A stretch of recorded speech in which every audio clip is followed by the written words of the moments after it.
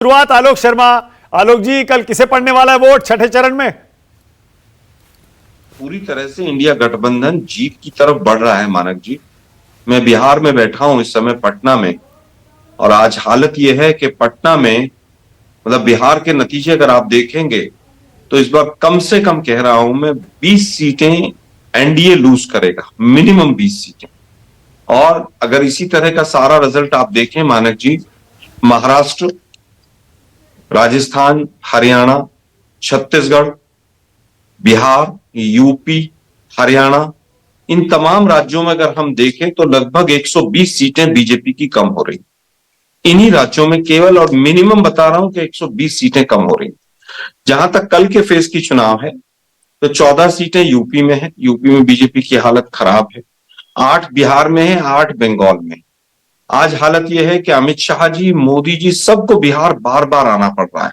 अगर इतने कॉन्फिडेंट हैं, इतने काम किए हैं, तो एक राज्य में बिहार के अंदर ही मोदी जी इस तरह से चुनाव लड़ रहे हैं जैसे मतलब उनको बार बार आने के लिए मजबूरी हो रही हो कि वो लोगों को किसी भी तरह से रुझा सके।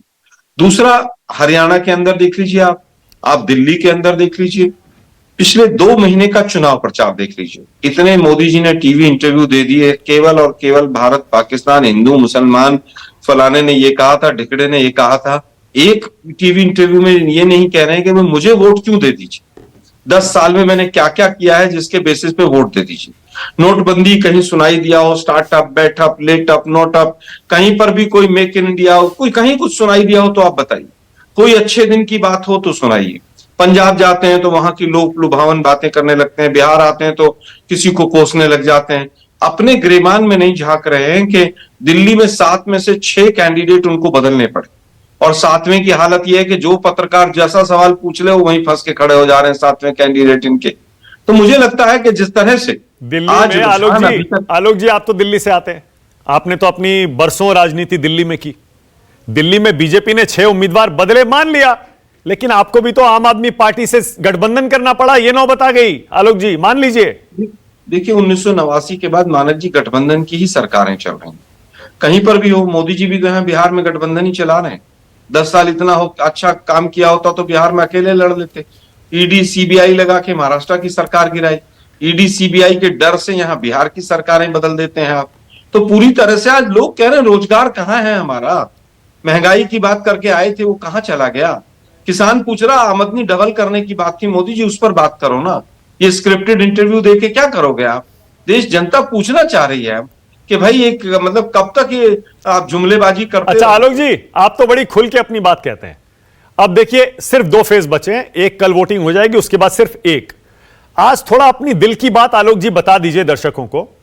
सोशल मीडिया पर और टीवी पर, इंटरनेट पर, सब जगह मैं चाहता हूं कि आपका ये क्लिप जो अब आप बोलने वाले हैं, ये वायरल हो जाए और लोग देखें आलोक जी की भविष्यवाणी क्या है।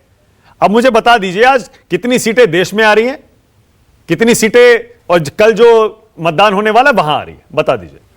देखिए मानक जी, मुझे लगता है कि भविष्यवक्ता तो सारे बीजेपी में ही हैं। मैं भविष्यवक्ता तो नहीं हूं, लेकिन क्लियर मेजोरिटी के साथ अगर ये जो 6-7% का जो ईवीएम वाला जो लफड़ा चल रहा है, सुप्रीम कोर्ट ने भी उसमें राहत नहीं दी है आज, लेकिन अभी तक भी सबको ये लग रहा है कि भाई वोट परसेंटेज क्यों बढ़ रहा है, और इलेक्शन कमीशन अभी तक क्यों नहीं बता रहा है कि टोटल नंबर ऑफ वोट पोल कितना है।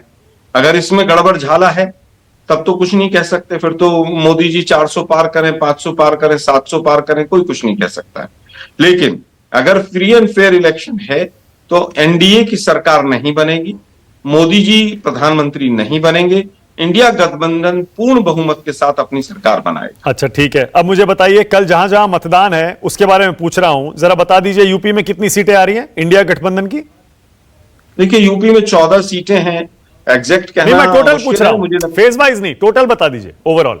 टोटल मुझे लगता है कि 40 के करीब में इंडिया गठबंधन रहेगा और 40 में एनडीए रहेगा, मेरा आकलन ये है। ठीक है, और बिहार में क्या होने वाला है? बिहार में भी लगभग वैसी सिचुएशन है, 20+ में हम रहेंगे, 20- में ये लोग रहेंगे। ठीक है, और बंगाल? बंगाल में इनका सुपड़ा साफ होता नजर आ रहा है मुझे। अच्छा, कांग्रेस वहां पर, हाँ, दिल्ली में 7-0 रहेगा इनका। 7-0? 2009 का रिजल्ट रिपीट होगा, आप देखिए। ओके, और हरियाणा? हरियाणा में 10 में से 9 सीटें हमारी आ रही हैं, 10 में से 9। एक पर फाइट है। ओके। और आलोक जी, महाराष्ट्र में क्या होने वाला है? महाराष्ट्र 48 में से 35 प्लस जो है वो महागठबंधन लेके जाए। अरे आपने इतनी सारी बता दी आलोक जी, ऐसे तो आपकी 350-400 हो जाएंगी इस स्पीड से तो। पूर्ण बहुमत तो होगा ही, देख लेना आप इस बार। संजय भाई भी जानते हैं इस बात को, इसीलिए मंद मंद मुस्कुरा रहे हैं। नहीं, संजय जी तो हमेशा मुस्कुराते रहते हैं। अच्छा, और आलोक जी 350 पार जा रही है। अच्छा, पंजाब में? पंजाब में देखिए 4 एंगुलर फाइट है मानक जी। 7 प्लस जो है वो कांग्रेस का कंफर्म है, हाँ। बाकी में आम आदमी पार्टी भी है, और मुझे नहीं लगता बीजेपी का खाता खुल पाएगा। एक दो कैंडिडेट हमारे यहां से गए हैं, वो भी बिल्कुल जमानत जब्त करा के वापस फिर कांग्रेस में आने का प्लान करेंगे। हाँ, अच्छा ठीक है।